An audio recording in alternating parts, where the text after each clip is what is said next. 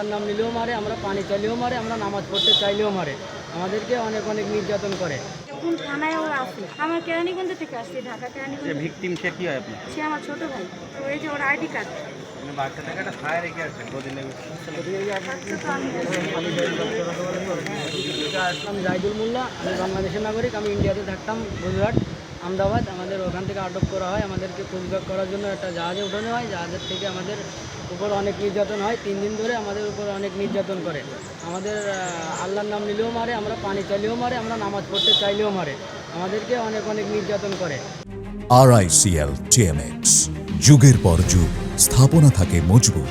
আমাদের মধ্যে অনেক আপাইশ আছে, তাদের উপরও নির্যাতন করে, ছোট বড় কার উপরও, সবার উপর নির্যাতন করে, কাউকে ক্ষমা করে না আমরা।